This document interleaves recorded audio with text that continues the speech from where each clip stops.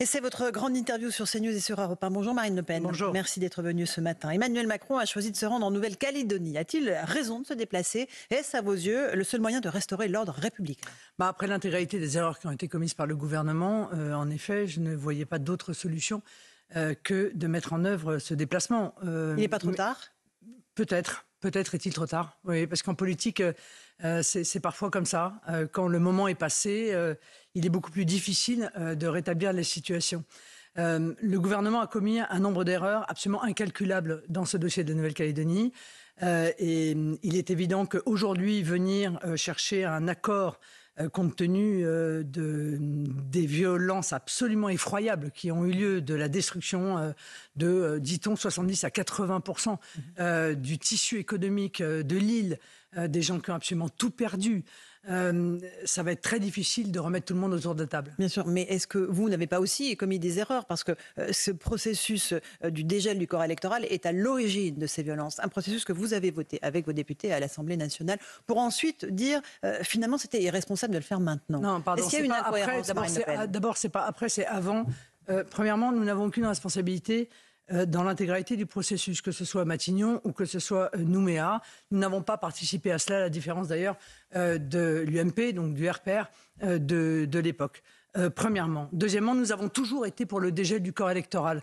Ce gel du corps électoral, je le rappelle à ceux qui nous écoutent, a été imposé par Jacques Chirac dans une forme de trahison politique qu'il a fait voter au Congrès par des gens qui sont très connus, qui ont encore des responsabilités aujourd'hui. M. Wauquiez, par exemple, le mentor de M. Bellamy, vous voyez, Mme Morano et toute une série d'autres. Ils ont voté le gel du corps électoral. Aujourd'hui, ils poussent des cris d'orfraie en disant comment c'est honteux d'empêcher des gens de voter. Oui, d'accord, il fallait y penser avant. Mais vous, n'avez-vous pas changé de position? Nous avons toujours été pour le dégel du corps électoral. Toujours. Okay. En revanche, j'ai appelé il y a 2 mois Gérald Darmanin en lui disant dégeler le corps électoral juste avant les Jeux Olympiques, c'est évidemment sans accord global, parce que c'était ça en fait l'objectif, c'était d'obtenir un accord global de l'ensemble des partis, c'est prendre le risque de l'émergence de violences très lourdes, très graves. Non seulement il ne m'a pas écouté, je l'ai appelé le 19 mars, donc je lui avais suggéré de repousser de 6 mois le dégel, le vote du dégel, et de 6 mois les élections. Pourquoi n'avez-vous pas dit publiquement, Madame Le Pen, avant de voter le texte? Parce que vous voyez, moi, j'agis pour l'intérêt de mon peuple et de mon pays. Et je ne cherche pas à m'en faire la publicité en permanence. Par ailleurs, j'ai téléphoné à M. Darmanin, c'est lui qui a fait connaître notre coup de téléphone à l'ensemble des loyalistes en pensant que ça allait lui attirer les bonnes grâces de ces derniers. Mais il n'en demeure pas moins que j'avais raison de réclamer cela. Et non seulement il a refusé de repousser, ce qui était une erreur, mais de surcroît, il n'a même pas tenu compte des mises en garde, pas seulement les miennes, je suis sûr qu'il y a d'autres personnes qui l'ont fait.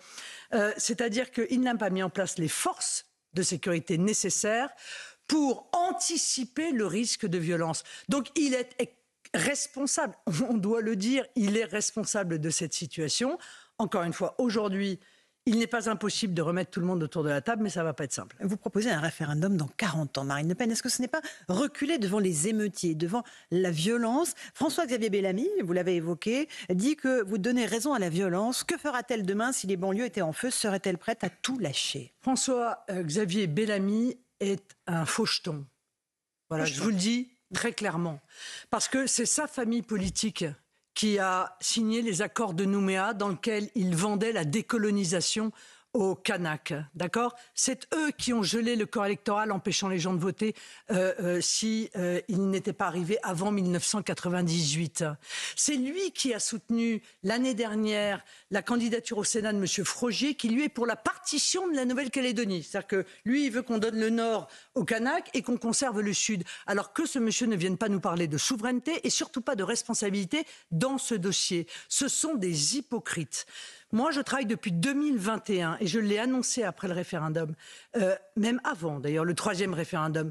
Je travaille depuis 2021 vous avez dit qu'il engageait sur un nouvel accord. Définitivement la volonté des Calédoniens d'être français. Non mais, bien sûr, mais je réfléchis sur un nouvel accord que je comptais proposer d'ailleurs par la voie d'amendement, par la voie d'un projet de loi constitutionnel au moment du vote du Congrès, et qui prévoit effectivement toute une série d'évolutions statutaires, parce qu'il faut remplacer l'accord de Nouméa. Il est tombé, il est terminé. Bon, il faut donc en trouver un nouveau. Eh bien, j'arrive avec des propositions, et je pense que dans ces propositions, je vous le dis très clairement, on ne peut pas avoir vendu pendant 40 ans aux Kanaks que la colonisation était un drame épouvantable qu'on leur avait fait subir et qu'ils allaient obtenir la possibilité de décider de leur autonomie et du jour au lendemain leur dire bon ben voilà, il y a eu 3 référendums, dont le 3e a été organisé dans des conditions, on le sait, qu'ils ont à tort ou à raison critiqué, et dire voilà, c'est fini, maintenant c'est terminé, on continue comme ça. On le sait très bien que ça ne tiendra pas. On s'assied sur le vote de 2021. Mais c'est pas on s'assied sur le vote, c'est qu'on dit pour que la Nouvelle-Calédonie puisse être pacifique, pour qu'on puisse mettre en œuvre un grand plan de développement économique et social de l'île, on se donne 40 ans. Et potentiellement, on peut maintenir une possibilité d'autodétermination sur la demande des acteurs locaux au terme d'une période de 40 ans. Pourquoi, Madame Ferrari ? Parce que si on ne fait pas cela, alors ce sera la guerre civile larvée. Si on ne fait pas cela, alors l'État n'investira pas dans les infrastructures de Nouvelle-Calédonie, parce qu'on n'investit pas si on pense que demain, on peut être éjecté du jour au lendemain. Parce que les entreprises privées... C'est l'Algérie, en fait. Parce que les entreprises privées n'investiront pas si elles pensent que le risque est demain de voir détruit l'ensemble des investissements qu'elles ont effectués. C'est donc au bénéfice de tous les Calédoniens que je faisais cette proposition, qui n'est pas la seule d'ailleurs. C'est un des éléments de l'accord global que j'aurai l'occasion de défendre, que j'aurais peut-être dû d'ailleurs présenter avant. Mais c'était peut-être une erreur. Non, ce n'était pas une erreur, c'est que je pensais que, compte tenu de la proximité des élections et de la radicalité des deux côtés, du côté kanak, mais aussi du côté des loyalistes, parce que Mme Backès a aussi quelques responsabilités dans le climat actuel. Il m'apparaissait que ça n'était pas le bon moment pour présenter cela et qu'il serait largement temps de le faire lorsque nous arriverions au Congrès. Moyennant quoi, le président de la République repousse le Congrès tout en maintenant le vote du dégel du corps électoral. Tout ça n'a ni queue ni tête. Ce dossier a été géré absolument n'importe comment. Ce qui est dramatique, c'est que les conseillers ne sont pas les payeurs et que, en l'occurrence, ceux qui payent l'absence d'anticipation du gouvernement et l'amateurisme du gouvernement et d'ailleurs de l'opposition LR, ce sont les Calédoniens. On va avancer, Marine Le Pen, sur CNews et sur Europe 1 pour parler des européennes. Bien sûr, vous êtes critique sur l'Europe, son bilan, son utilité. Vous avez parlé dimanche à Madrid de l'Union comme d'une contrefaçon, tout en dénonçant une situation de séparatisme migratoire en Europe. Comment est-ce que vous qualifieriez cette élection du 9 juin ? Elle est vitale pour la France ou pour l'Europe ? Je vois que vous me faites non. L'Europe. Je suis critique contre l'Union européenne. Mmh. Oui, mais ça change tout. Vous comprenez bien. Je veux dire, on peut critiquer un système politique sans critiquer l'Europe, dont nous faisons évidemment partie, et qui a d'ailleurs de beaux jours devant elle, pour peu que l'on respecte les nations, leur souveraineté et leurs intérêts vitaux. Oui, je pense que cette élection, elle est fondamentale. Et je vais vous dire pourquoi, parce que le projet qui est celui d'Emmanuel Macron et de ses amis est un projet qui vise à retirer aux nations les dernières compétences qui leur restent. Ça veut dire que demain, il n'y aura plus de nations souveraines en Europe et que l'élection présidentielle élira, si il gagne, un simple président de conseil régional. Je ne veux pas de cela pour mon pays. Si Emmanuel Macron gagne les européennes. Mais bien sûr, je veux évidemment que les Français restent souverains dans leur pays et que la démocratie s'exerce, c'est-à-dire qu'ils puissent véritablement décider des orientations qui seront celles qu'ils veulent donner à l'avenir. Et si nous n'avons plus cette possibilité-là, si les fédéralistes gagnent, eh bien, il en sera terminé en réalité de la capacité du peuple français à décider pour lui-même. Un mot au passage d'un de vos alliés, l'AfD allemande. La tête de liste de ce parti a dit « Je ne dirai jamais que quiconque portait un uniforme SS était automatiquement un criminel ». Il était urgent d'établir un cordon sanitaire. Oui, non, mais là, tous les jours, c'est bon. Enfin, je veux dire, l'AfD va de provocation en provocation. On a temporisé. J'ai eu l'occasion de prendre mes distances. Maintenant, il n'est plus temps de prendre nos distances. Il est temps d'acter la rupture. Voilà, avec ce mouvement qui n'est pas dirigé et manifestement qui subit l'emprise de groupements radicaux en son sein. Radicaux, c'est-à-dire extrême droite ? Radicaux. Est-ce qu'il y a... les cartes vont être battues, bien sûr, après l'échéance du 9 juin. Et il y a une guerre des groupes qui se joue actuellement. Giorgia Meloni se dit prête à faire alliance avec vous. Est-ce que vous lui dites banco? Non, il n'y a pas une guerre des groupes. Il y a une réflexion qui est menée sur comment est-ce qu'on peut faire basculer la majorité au sein du Parlement européen. Je veux dire, nous partageons tout de même si nous avons des divergences, et c'est heureux, hein, unis dans la diversité, je vous rappelle, hein, c'est la devise de l'Union européenne. Nous pouvons être unis sur un certain nombre de dossiers. Unis sur la maîtrise des frontières, unis sur la volonté de rester souverain, unis sur la défense du droit de veto des nations, parce que moi, je veux pouvoir dire non lorsque mes intérêts vitaux sont mis en cause par une directive européenne. Donc une Europe à la carte? Non, c'est pas une Europe à la carte, c'est une Europe vous arrange, qui vous le gardez, ce qui ne vous arrange pas, vous ne le prenez pas. Non, j'ai pas envie de... Oui, effectivement, j'ai pas envie de voir mon pays mourir, mon agriculture être décimée par des décisions absurdes de l'Union européenne. J'ai pas envie que la concurrence déloyale mette à plat les entreprises françaises. J'ai pas envie qu'on nous ouvre les frontières pour accueillir des centaines de milliers, voire des millions de migrants qu'on va nous demander de relocaliser, sinon on nous sanctionnera de 20 000 € par migrant. Non, je ne veux pas de tout cela, en effet. Et je pense que je suis dans mon rôle de défendre, quand je défends les intérêts de la France et des Français. Mais il n'en demeure pas moins que c'est le règlement de copropriété, vous voyez. Donc on peut se mettre d'accord sur le règlement de copropriété, sans être obligé d'aller, encore une fois, dans l'appartement des uns et des autres pour aller décider de la manière dont ils doivent vivre, de ce qu'ils doivent manger et de ce qu'ils doivent penser. Marine Le Pen, le Rassemblement national est crédité d'environ 30% des intentions de vote pour le 9 juin. Est-ce que l'abstention, finalement, n'est pas votre pire ennemi? Et que les gens se disent, c'est gagné, pas besoin d'aller voter. Oui, vous avez tout à fait raison. L'abstention est notre pire ennemi. Et aujourd'hui, personne ne doit s'abstenir. Tout le monde doit aller voter. C'est le moment. Là, on est dans un moment de bascule. Pas seulement d'ailleurs pour l'Europe. On est aussi dans un moment de bascule pour notre pays. On peut choisir une autre orientation. Et surtout, il y a un signal très clair qu'il faut lancer à Emmanuel Macron. Il faut qu'il subisse la pire défaite possible pour le ramener sur terre. Parce que là, il est en train de nous expliquer que tout va bien, qu'il va continuer comme si de rien n'était, que c'est merveilleux la dette, que c'est merveilleux les impôts, que l'insécurité n'existe pas, que l'immigration est régulée. Stop. Il faut le ramener à la réalité de ce que vivent nos compatriotes. Pourquoi ne pas avoir débattu avec lui?